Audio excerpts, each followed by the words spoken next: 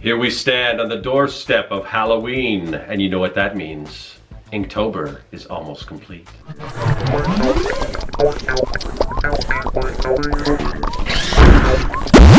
Greetings, people of the internet. I'm Scott with Serkworks Art Labs. Welcome, mad creators, to the underground laboratory where we create robots, aliens, zombies, and other imminent threats to humanity. And what time is more perfect for creating those type of things than Halloween time? And it is almost Halloween as I am recording this. I think we got 2 more days to go, and because of that, I thought, you know, I'm almost done with Inktober, so I thought I'd kind of go through some of my Inktober sketches with you. Also, we may go somewhere, show you a few things. I wanted to show you some insight of what it's like when I go out and, you know, when I go out and do cool things or see cool things, sometimes I like to capture that to use for reference or whatever, so we may go in and look at some kind of spooky Halloween type stuff and talk about, you know, how we can use that to inspire us to create artwork and everything. But first, like I said, I want to get into my Inktober sketchbook. Now, I've done Inktober, I think this is the 3rd time that I've done Inktober successfully, all 31 days, well, assuming that I get 2 more done, because like I said, there's 2 more days to Halloween till October is over. But I'm pretty sure I will be able to complete those 2 sketches. So I've done it 3 times, close to 3 times, and this is the first time I've actually done it in a sketchbook. Usually, I'm really bad, I've talked about this before, I'm really bad about keeping a sketchbook. Usually I'll draw on like just loose sheets of either copy paper, I'll do my sketches, or Bristol, just because, I don't know, if for whatever reason I want to sell one, I don't want to rip pages out or whatever, but it is a really good idea to keep a sketchbook. So I was determined that this time around I would do all these sketches in my sketchbook, and I did. So I thought I'd go through, and I wanted to, now there's all different ways you can do Inktober. There's prompts you can follow, a lot of different people put up prompts. There's official prompts that Jake Parker puts out and everything, but I decided I just wanted to do something different. I wanted to experiment with a little different style than I usually do. I wanted to do some monsters that were kind of, I call them mini monsters. They're sort of chibi-esque, sort of cute, but not so cute. But anyway, so it was just a good idea to, the big thing around it is, as you'll see, I was trying to get this look with the eyes, this certain look with the eyes, and kind of take that through, and sort of the stature of these characters. But I'll kind of give you a look into what I'm talking about. So far I've had like a lot of fun with it, but I wanted to do sort of some like classic monsters and things. So let's start off. So this was day 1. I don't know if you guys can see, that is a zombie. So of course, you know I'm big into zombies, so I figured I would start off with a zombie. And I wanted to do some of the classic horror monsters, sort of that universal style classic monsters, stuff from old horror and sci-fi and stuff like that. Not so much like, I mean, classic is relative. I guess if you're young enough, maybe even now, like Friday the 13th and that stuff would be considered a classic. But I didn't do anything like Jason or Freddy or Michael Myers or anything like that. I just wanted some real old school monsters. So of course we got Frankenstein's monster there. What do we got here? The Bride of Frankenstein, of course. The Mummy, and you can kind of see the look I'm going for. These sort of kind of squatch, big-headed guys with sort of these eyes, these big white eyes, no pupils or anything like that. Of course, we've got a vampire, maybe Dracula. This one is one of my favorites. I just kind of like this pose, the way he's hunched over and everything, but this is a werewolf or the Wolfman. Of course, you've got like the creature from the Black Lagoon, or some approximation, close approximation to him. Got the Invisible Man. Let's see what. And then I decided to do some stuff. I realized there's not a lot of classic like female monsters, so I thought, so I had to kind of dip into some like Greek mythology. I thought Medusa. Medusa's always been kind of really freaky and scary to me. I really like that design, so I decided to do that. This is more of a little bit of the Ray Harryhausen Clash of the Titans version, where she's sort of got the tail and everything. That was a big inspiration for me. Just sort of a classic scarecrow. Let's see. And then the Blob. Now the Blob, this one was a little bit of a stretch because the eyes, I wasn't sure, you know, the Blob doesn't, but again, this is sort of a running theme, so we had to put in the eyes, so that's sort of my version of the Blob. And of course you got a little devil here. And then I did, now the movie Mars Attacks is probably not as old as it, well, it definitely isn't as old as the as some of these older Universal style monsters, but this was based on a card series, and I forgot when that originated, but it is a little older than a lot of people realize. But I really like that design of the Martians from Mars Attacks, so I did that. And of course another great, not a Universal Studios horror movie, but the original Fly, which I love the David Cronenberg one from the 80s with Jeff Goldblum, but there's something to be said for the original too. Just that whole part at the end where he's like, help me. That was just great. One of the original great like twist ending type things. But yeah, so the Fly. And then, so this may look a little like Jason, but I just wanted to do some sort of homicidal maniac guy. This is actually based very closely to a character. A long time ago I did a comic strip called The Asylum, and it was basically, it all took place in the asylum, and it was sort of an allegory for just all the crazy stuff that goes on in people's real lives and how that kind of reflected in an asylum. It was a strip cartoon, and yeah, it just wasn't something that the general, you know, public would really understand or whatever. So of course it never really made it in like newspapers or anything, but this was based on my character Orson, and he was sort of he was almost like, the idea behind him is he was almost like the homicidal, like a Wile E. Coyote. Like he would always try to go out and like kill people, and then it would always backfire, and then he'd end up maiming him himself and everything. But anyway, that was the idea behind that character, and he's pretty close to that. Of course, again, I wanted to do some more female characters, so I had to go with a spooky witch. Happy with the way that turned out. And this, another classic horror movie, The Mole Men. There's a mole man. And then there's sort of a crazy like pumpkin patch guy, I don't know. And then this one, this is a weird one, because this one got a lot of response on Instagram. It's just a ghost, and it's weird when you're drawing stuff because you don't realize what people are going to react to.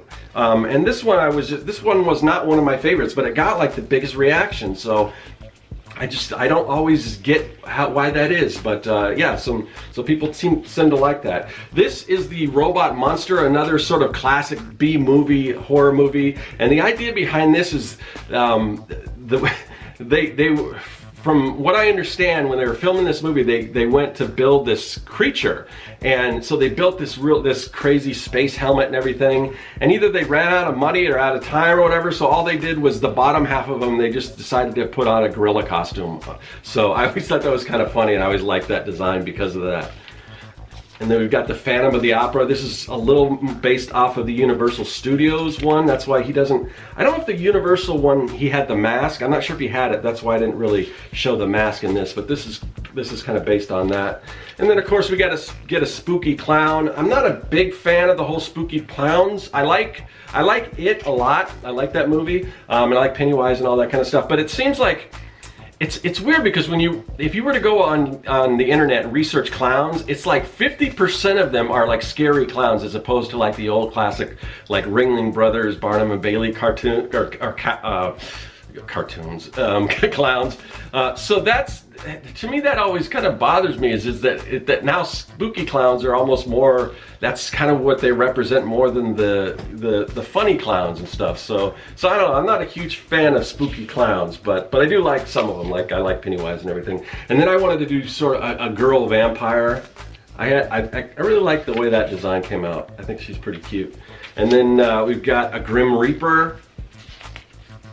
And of course I had to do a kaiju, a Godzilla type monster. And then sort of the Hunchback of Notre Dame. I like this one. I just like the way he came out. And then this is the Metaluna Monster, or Mutant rather, from, what was it, This Island Earth, I think? Another classic horror movie. Kind of similar to the Mars Attacks, but he's a little bit different. And if he was in color, you'd be able to see more differences. And then Dr. Hyde from The Strange Case of Dr. Jekyll and Mr. Hyde. This is more, I don't know if that's so much the Universal Studio. I think that's kind of just more mine. And then we've got sort of a goblin, and that's all I have so far. So that's 29 sketches. I got 2 more to go. And the one thing I started realizing, once you're doing these 30 monsters, I'm like, whoa, what do I do next? I'm trying to come up with ideas. So I've got one that I want to end on that's pretty popular that I haven't got to yet, that I think a lot of people like. But the one for today, I still have to think of. So if you want to see those other 2 sketches, if you want to see these closely, a little more close up, follow me on Instagram. It's Serkworks on Instagram. You can see all of these, plus the other 2 that we'll be posting later. So yeah, now the other thing I wanted to do, like I said, I want to kind of show you, I recently got out via this device here, the paralleloscope, that allows us to go outside the confounds of the underground layer and venture out into the real world through like parallel universes, alternate realities. So we're going to go up here to the paralleloscope and check some things out, and just talk about how I kind of gather information and inspiration and stuff like that for my drawings. So let's go. I think we're going to go to sort of Halloween-esque, something that's kind of Halloween, but a ghost town. We're going to go to a ghost town, and then we're going to see, after that, we're going to see some really cool pumpkins and really cool pumpkin carvings, jack-o'-lanterns. So let's get to it. Let's go to the paralleloscope. I thought it'd be fun, since it's so close to Halloween, that we visit a ghost town. So this is Goldfield Ghost Town in Apache Junction in Arizona. Now there's a lot of ghost towns in Arizona, and there's things like Tombstone, a real historical town, and then they reenact gunfights and things, and there's a thing called Rawhide that's kind of a recreation of a ghost town. But this used to be an old mining town, and they've kind of sort of revamped it and everything, but it's really cool because I didn't even know about this place, and it's only like an hour or so from my house. So I thought it was just really cool to check out, you know, all this history, and they had a lot of really cool things. They had this house that was kind of on its side, so you're all out of sorts. Now this is kind of what I'm talking about as far as reference. They had all kinds of these old machines and everything, and this stuff is great for like when I design robots, to look at machines like this. So in addition to the video that I'm taking here, I mean, just think of an old robot, you know, that's kind of rusted and stuff. I mean, this stuff is just gold. So like I said, in addition to the videos, I took a bunch of snapshots and everything, and I'm going to refer back to that when I design robots.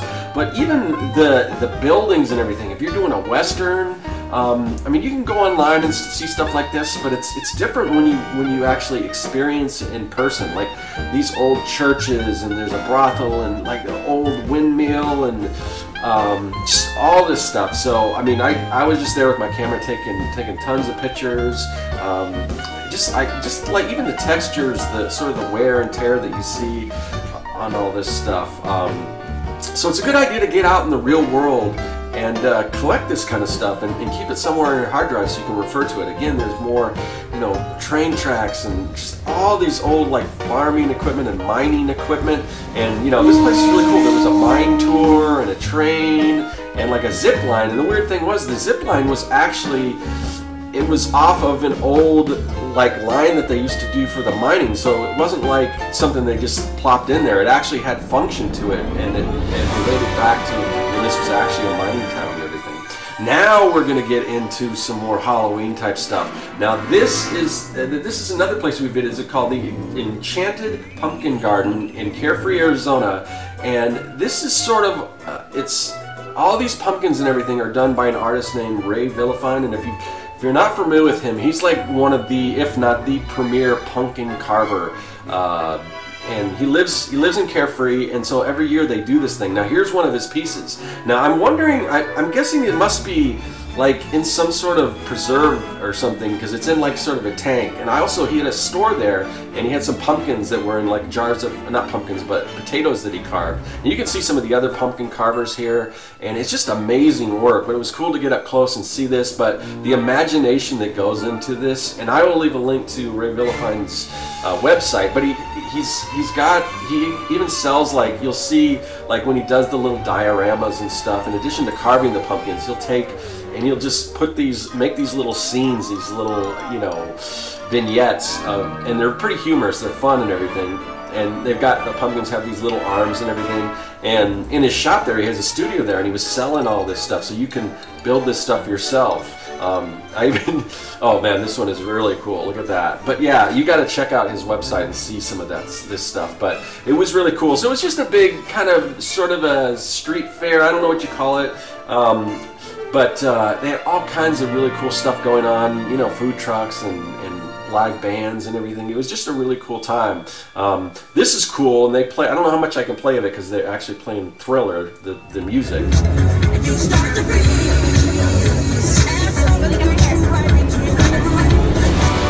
But yeah, I thought that was cool, kind of cool how they animated that and everything, just projecting. But you can see, like, this is some of the stuff I'm talking about with the knife throwing thing and the guys up on the board.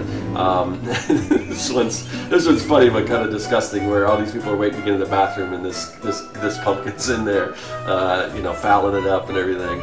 And then, but there's just tons of these little displays he builds and everything, like, you know, it was just really amazing.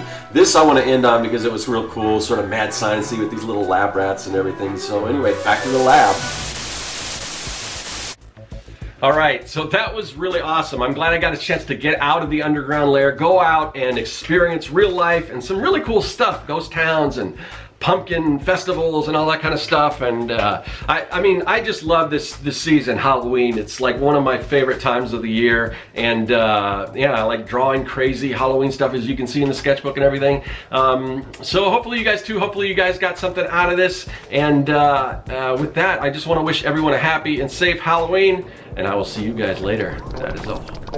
Hey everyone, thanks for joining me here in the Art Lab. There's a lot of other great content on the channel, so click that subscribe button and you won't miss a thing. If you're an aspiring evil genius, visit Serkworks.com for all your mad science supply needs. And if you want to contact me, hit me up in the comments section or follow me on social media. I'm looking forward to it. I'll see you then.